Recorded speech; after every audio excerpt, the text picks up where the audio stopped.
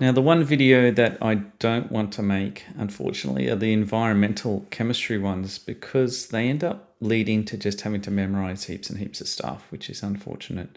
So this is one of them. It's the oxide reactions across period 3.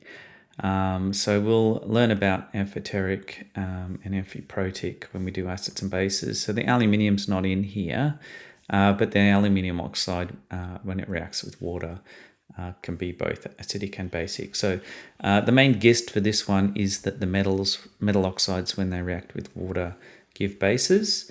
And they're the easiest ones because you just grab the main metal and it'll form the main, the common base. That one there, these two here. So sodium hydroxide, magnesium hydroxide. And so hopefully you can just write those ones off and guess those ones. The unfortunate ones are the non-metal oxides that form acids. And so you just form the most common acid. So if it's a non-metal oxide, then it'll be the phosphate or the carbonate or the sulfate. And so you've got the phosphoric acid here. So you have to learn that, unfortunately. And there's a little bit of the ones in red. Probably you wouldn't just think that's a gas. Maybe that's a gas. It's not. That one's a liquid. Although in the atmosphere it's a gas. You'll see later as we go and move through the slides. And so the 2 goes to the 3 and the 3 goes to the 4. So sulfur dioxide goes to the sulfurous acid and the sulfur trioxide goes to the sulfuric acid. So unfortunately you'll have to know those because they could ask you to regurgitate those. And so the main point of this is environmental chemistry, and that the non-metal oxides form acids. So what's the point of that? So it's acid rain and a few other things, and we'll go through those in a second. So first of all, these things occur through burning fossil fuels, so the high heat. So coal contains a lot of sulfur, so the high heat creates sulfur dioxide, and the sulfur and the nitrogen oxides in the combustion engine, although lightning can do it too. And so when, as we just mentioned, these non-metal oxides, once they react with water, they form acids, and so you get acid rain. And so the acid rain does lots of terrible things, leaches minerals. Acids leach out the minerals from the soil. The minerals can then kill the fish because they're very sensitive to things like aluminium and copper, and it also destroys the membranes, and so that's why you're losing forests too.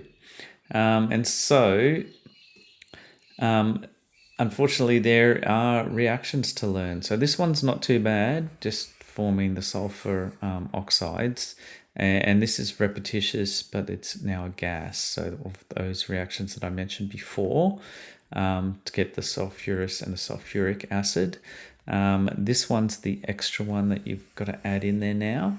And so the sulfur dioxide can react with oxygen to form sulfur trioxide as well. And then that sulfur trioxide can then does this second reaction here. So I need to add that to the list. And acid rain reactions. So this one's fair enough. Grab nitrogen monoxide. You just need to realize it's a radical, so it's going to react with anything it comes into contact with. So if it comes into contact with more oxygen, it can produce more nitrogen dioxide. And so the nitric can also react with the oxygen with high heat and create nitrogen dioxide.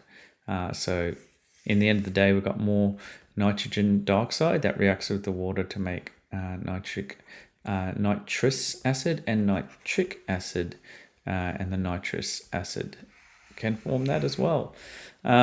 Quite nasty. Hopefully they just give you those reactions and ask you to do something with them, because I certainly don't want to memorize a whole stack of reactions. Last one here is the ocean acidification. Once we do the acid equations, that will make a little bit more sense. And once we're done equilibrium, it'll make a little bit more sense too. So the carbon dioxide, fossil fuels, or just other natural processes creates carbonic acid, and that dissolves in water. And when it dissolves in water, it's a weak acid, and it can produce some hydrogen ions, and they can then react with the carbonates in shells. And cause disruption of skeletal and shell development, and coral bleaching, if you're in Australia, is a big thing. Okay, so a lot of practical application, but yeah, don't like the memorization, got to be honest. All right.